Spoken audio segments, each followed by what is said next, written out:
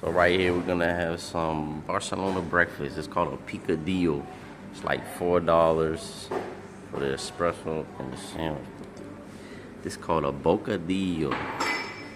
It's like ham and tomato. It's my breakfast.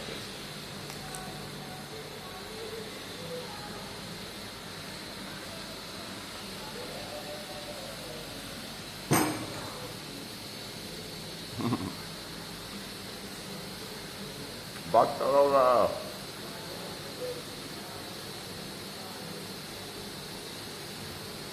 Pretty good.